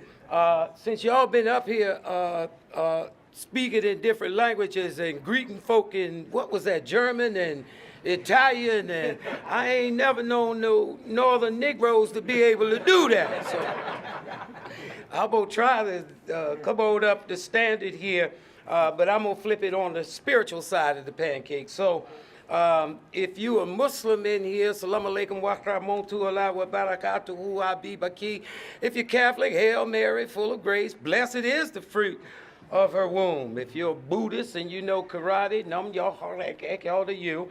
If you're African Sabaean and you got some dreads, then mine kumbolewa nagamo you keyasu to you. If you're Christian, praise the Lord. If you just confused and still crazy and ain't chose nothing yet, what's up? Peace and grace to all of you. I greet you in love. I am profoundly aware that this is an inappropriate period of time to deliver what I came to deliver to you. And I have a problem with being fake and phony, and I have a problem with lying to black men. as was reported to you, with 15 and a half years in the Bing, the Joint, and the multinational prison industrial complex, I certainly don't intend to stand up here and play games with my people. And where we are as a nation, as black men, is far too important and far too dangerous right now for me to try to peruse the parameters of a biblical pericope, drop down, get the substratum in, give you a hermeneutic, and don't say nothing all along. I don't do that with my church, didn't do it at the White House with our friend and brother Barack Hussein Obama. When a reporter asked me on CNN, are you still Bill Cosby's pastor friend? Do you still support him? I said, I absolutely do. He is my friend. And I don't run and turn my back on my friends because they have a problem. In fact, they say, you gonna stand with him and he's got all of that drama going on because he's your friend? I said, no, I'm gonna stand with him because I am his friend. Y'all don't know nothing about that, but somebody in here do, don't you? So I refuse to stand here. I want to apologize for not being able to, I misunderstood or was not aware of your agenda and your schedule this morning. Thank you, brother. Don't tip up on me from behind no more. I just know I've been to jail. Started to kick that Negro.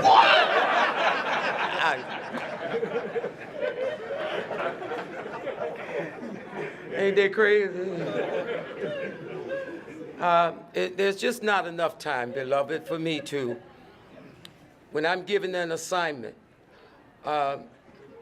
in between this assignment when Pastor Frank called, I got a bunch of members who are from Coatesville, whole contingency of them.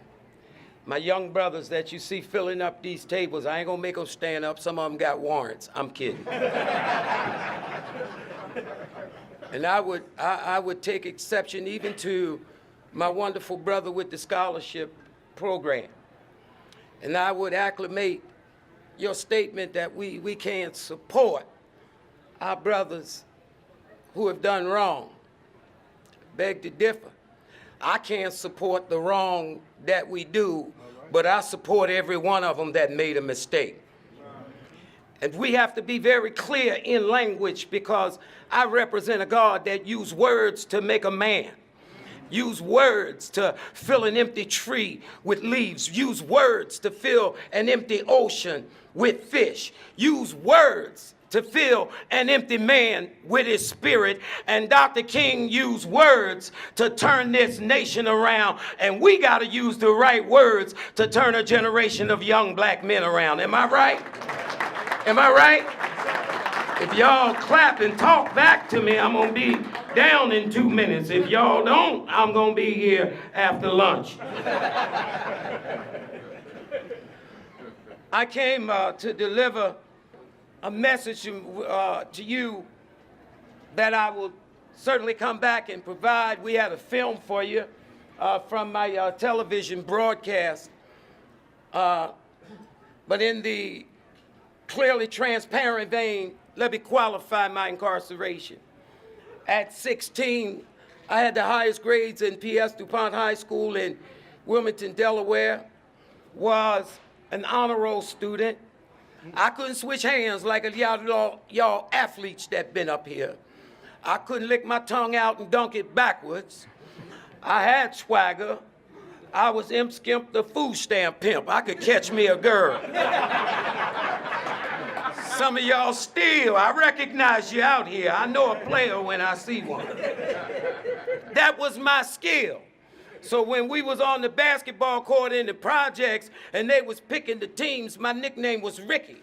They would say, yo, give me Pookie, give me Ray Ray, give me Bobo. And then they say, excuse me, Ricky, give me him. And in the black community and the PJs that I grew up in, if you ain't had no game, if you ain't had no ball game, and you ain't had no fight game, oh boy, you had a rough way to go. So when they came out with the pistols and the dents and the valley and the buckets and the velours and the long leather jack silken wools and some Converses, all right, I'm back. When they came out with that thug life type thing, oh boy, you need to know. I got me a gun, put it right here, and somebody gonna let me in this game today. Y'all ain't understand what. Somebody gonna let me ball. I'm just telling you how we got where we are with our young black men today. I was afraid of my brothers in the hood, but I didn't know how to express that because there was no therapeutic process for those of us who were poor and black and in the black community and could not survive the onslaught of psychological damage that was being done to me. So I picked up a gun instead of a Bible, and I began now to become the praying black man. Not P-R-A-Y, P-R-E-Y. I prayed on the weed, I prayed on the coke. Y'all some sitting there like y'all ain't do that. So at 17, was hitting me and this big fella over there. It's hitting my armor bearer now. Stand up, Brother Foots. Look at him. Y'all know he was my boy back in the day, right? So we bringing birds back, and you 16, and you bringing 30 birds of cocaine back, you getting a little paper. Oh, y'all didn't want me to be honest. Bringing them bricks back, and all of a sudden, man, my self-esteem shot. Now, the thing about God is he don't take your intellect and your gift back from you, even though you are using it to corrupt morals. So here I am, intelligent, slim in the waist, cute in the face, swagger on both shoulders, and will shoot you quicker than a cat lick his butt. Y'all don't understand what I'm saying. I'm trying to tell you, man. In the hood, that was good. But just like today, some other brothers felt like, man, I'm not going to shake it up and mix it up and bring it back and sell it.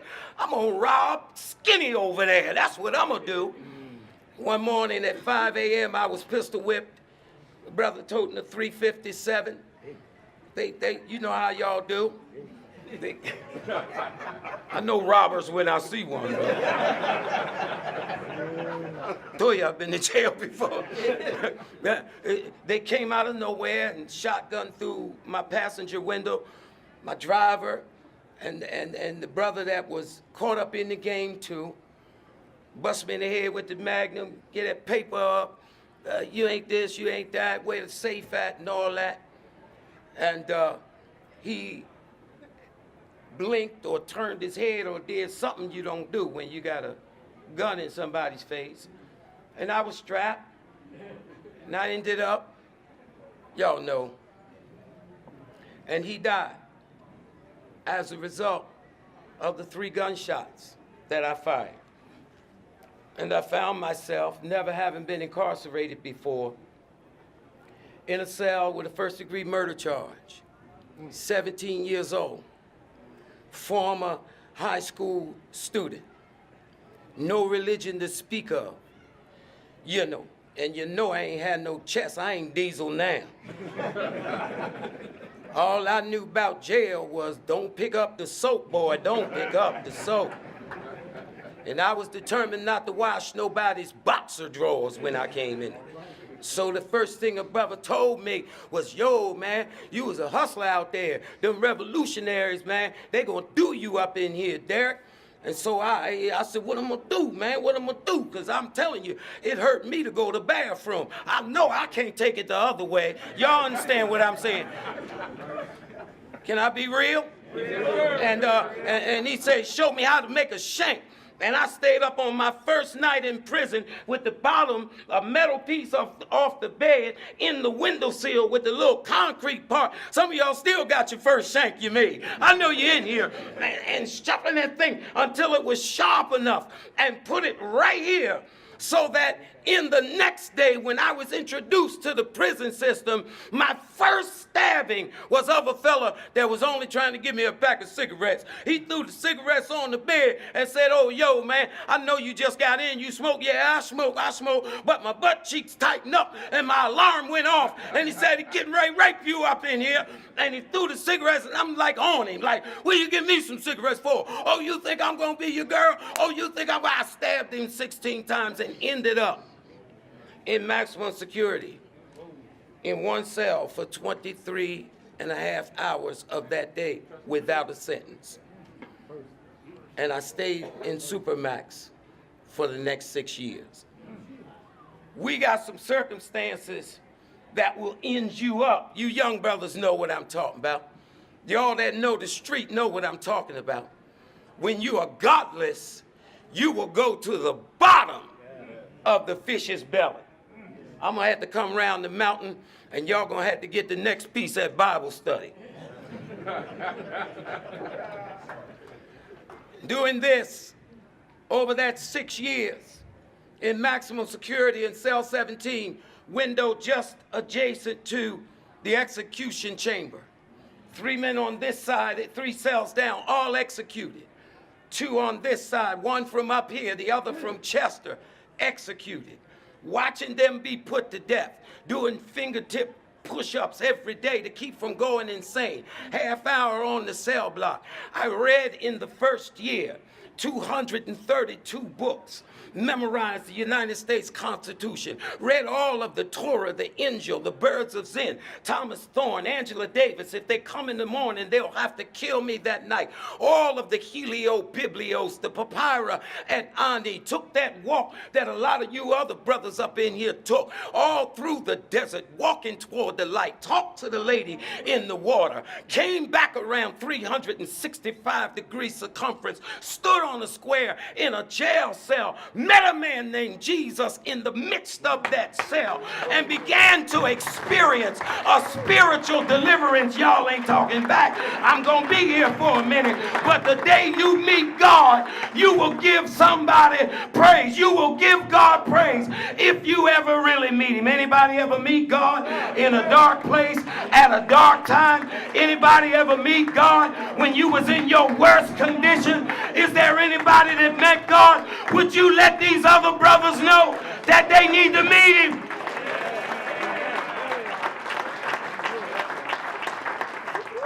From that day, right there in prison, began to use my gift to develop platforms and programs.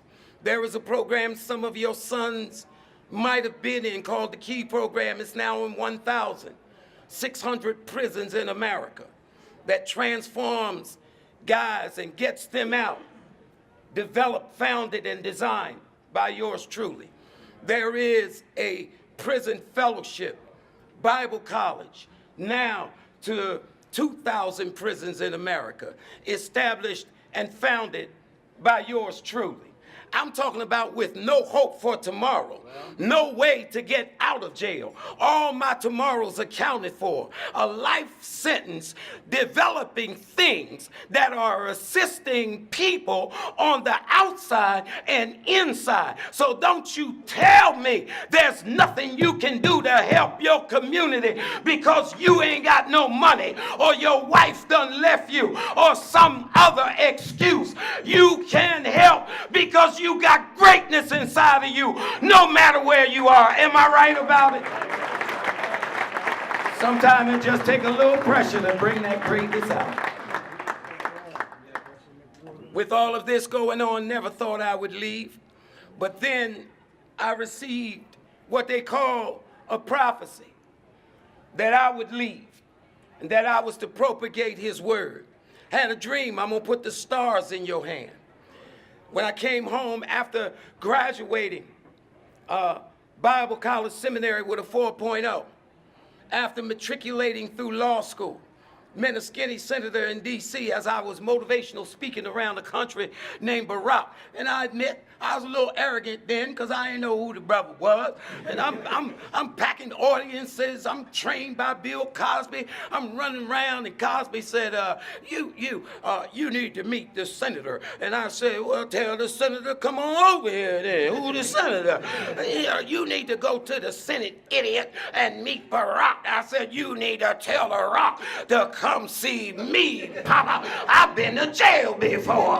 Negro, are you crazy? And Cosby, you know, he get on the train with his sweatsuit. I pop on the train with my jeans. And we went on down there to see the senator. I sat down with the brother, and he was asking me questions. He was interested in all of the things. He said, what does it take to come out of prison and to stay out of prison and to accomplish what you've accomplished? And as I poured into him, we became fast friends. Little did I know that I was helping and working with and befriending the first African American president of the United States of America. Will you celebrate him?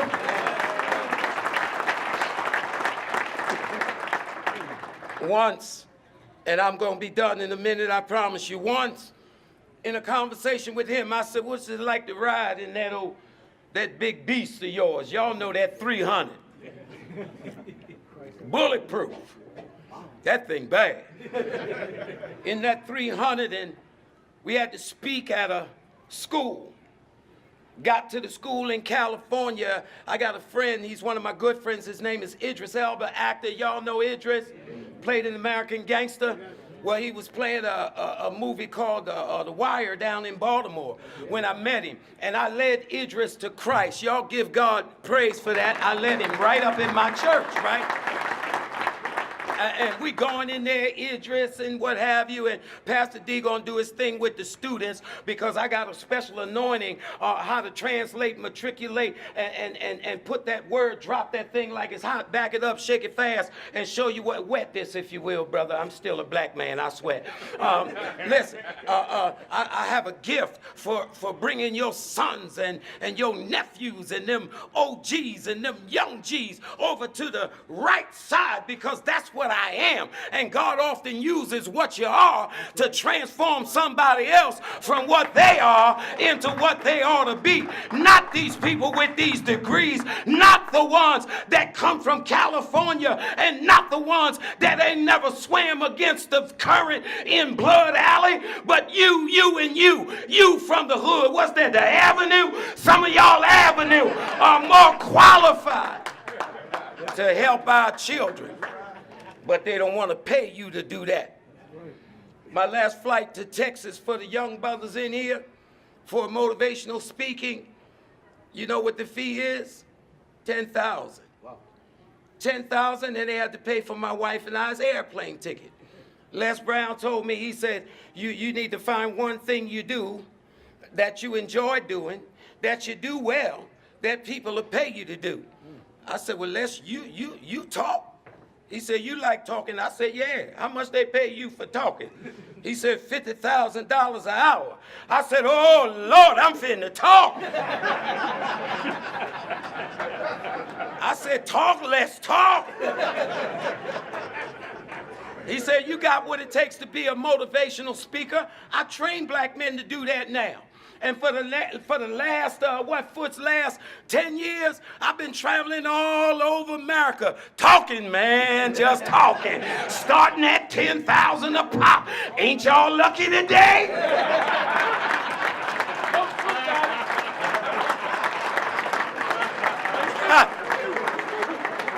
Find something you like doing, that you do well, that folk will pay you to do.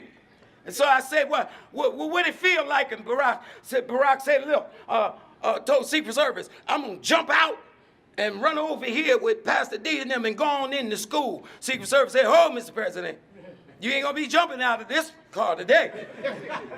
He said, what are you talking about? He said, Mr. President, you the president now. You are not going to jump out of here and walk over there to that school. No, you ain't. Barack said, well, what I'm going to do? He said, it's only a few feet away. Secret Service guy, he was black too. He said, no, it's not a few feet away. It's exactly 122 feet, 36 kilometers, 2 inches. Barack said, you mean you done measured how long it is from the car to the door? Some of y'all slow. You need your scuba gear. I'm trying to tell you, God has your steps measured. He knows how long it's going to take you to get up from your condition. Would you tell your neighbor, steps of a good man are ordered by the Lord? I wish I had some men in here that know what I'm talking about. Barack said, oh, you do? He said, look up there, Mr. President. Me and Barack looked up in the air. I ain't see nothing but sky. He said, what you see? The president said, nothing. He said, see that cloud right there? Yeah. He said, behind that cloud, Mr. President, there's an F-14 fighter jet. And if anything come over your head that act like they're going to stop you, we going to blow it out of the air. And all I'm trying to tell some young brother is if you want to go to college and you want to be something, ain't nothing over your head that can stop you, because God got angels. Oh, y'all ain't understanding.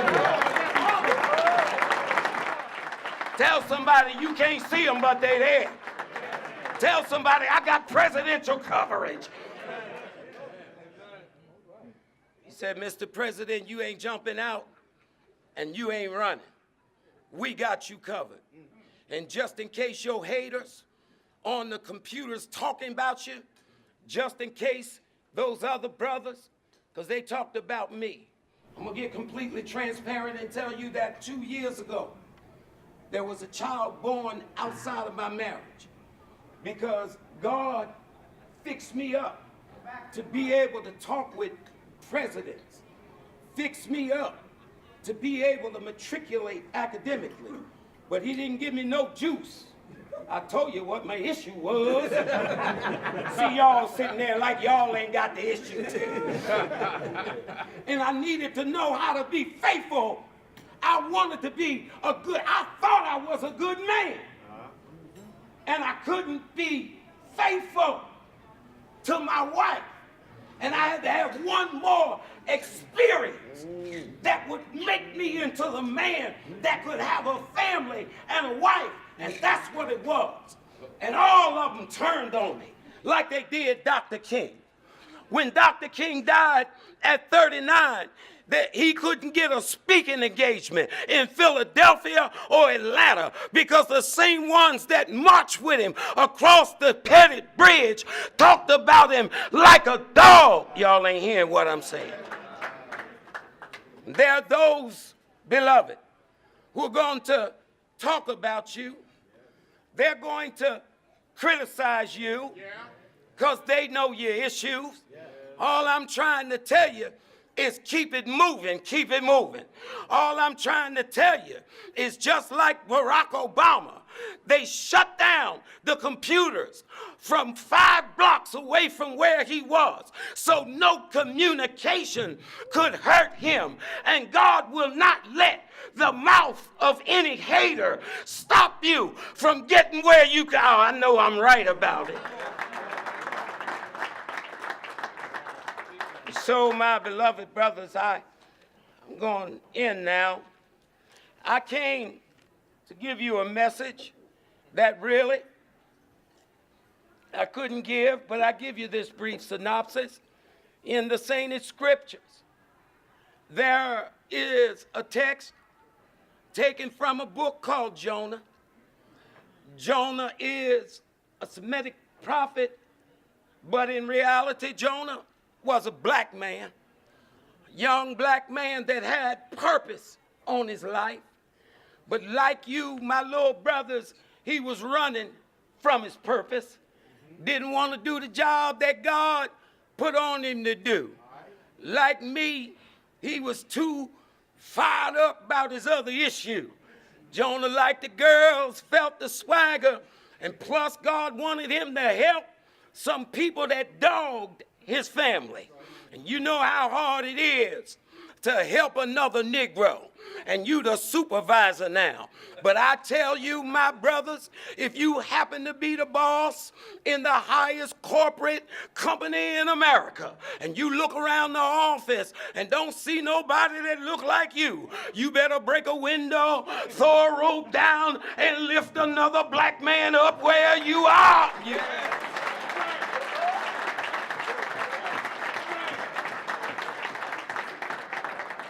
Would you say this for me? Black man overboard. Black man overboard. Y'all ain't say nothing at that table. I tell you, I still got a shame. Say black man overboard.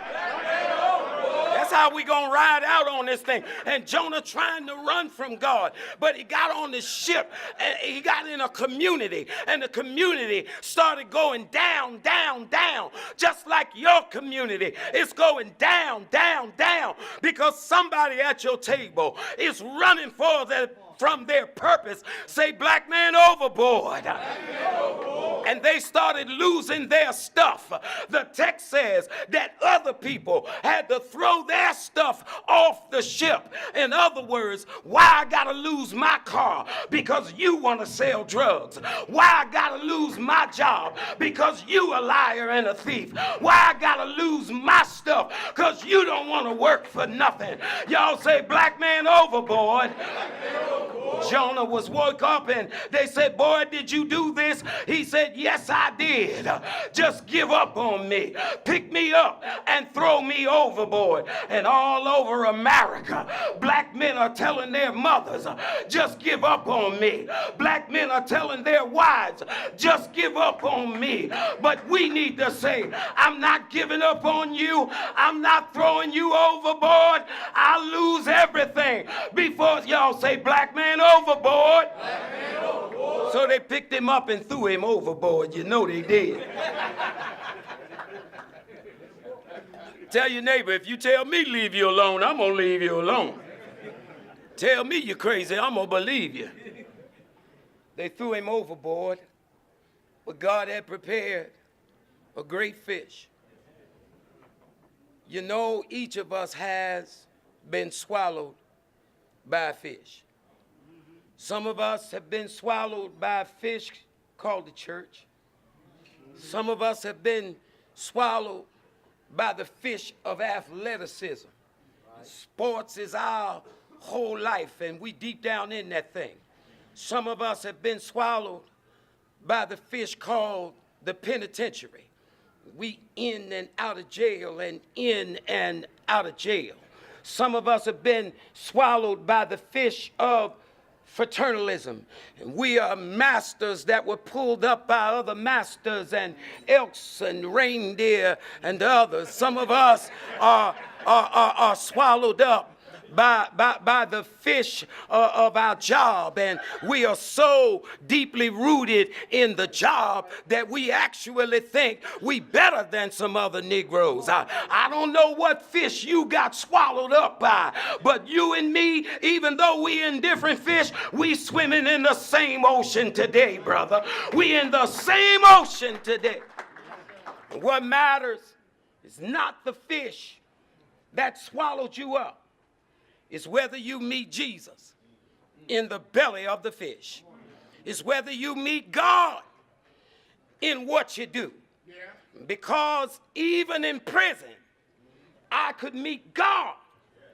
He spit me out of that fish with purpose on my life. Wherever you find yourself, I want you to say these words as I leave you. Do like this and point to God and say, I'm with him. No, the person next to you didn't say it. Nudge them and let them know you've been to jail too. Tell them, I'm with him. We got to start standing beside each other. White brothers and black brothers and Hispanic brothers and all kind of men. We got to stand with one another. If you believe it, say, I'm with him. I'm with him. Deadbeat dads and used to be drug addicts and used to be drug dealers. Tell somebody, I'm with him. I'm with him. You got to stand with the pastors. Say, I'm with him. I'm with him. Cosby and I took a trip once His sight was going. I opened up for him. I could bust y'all's gut with some humor. He taught me how to do that. But I ain't come to tell jokes this morning. But we were going somewhere. You know Cosby, a billionaire. So we going somewhere, and he said, well, we got off of his plane. He said, let's go down to D.C. Barack want to see us. And y'all know Cosby.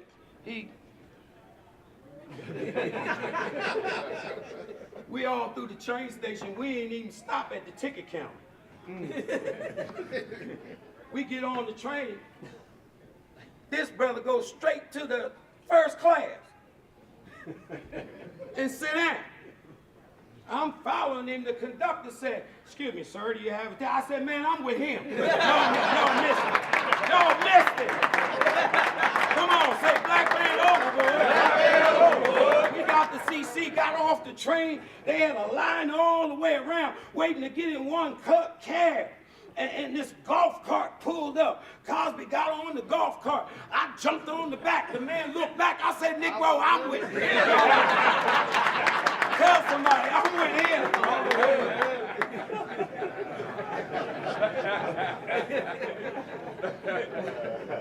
Just trying to tell you I'm with him.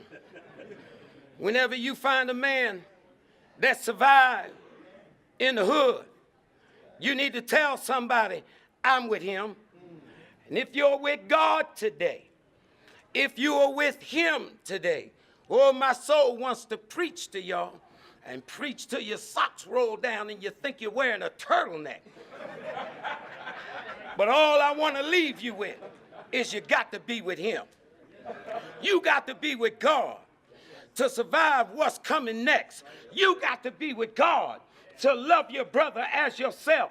You got to be with God to transform the educational system. You got to be with God to reach your own son. You got to be with God to relate to the hip-hop generation. You got to be with God. And if you're with God, do me one favor. Stand on your feet and tell somebody there's a black man overboard and I'm with him. Thank you. God bless you. I will be back.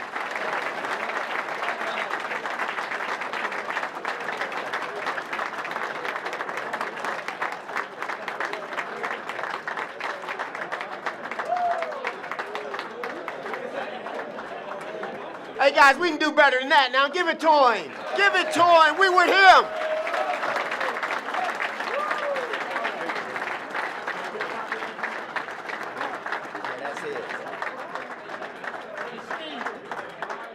Reverend Johnson, we really appreciate your message. We appreciate your enthusiasm. You're welcome anytime. And let me encourage you to become motivational speakers.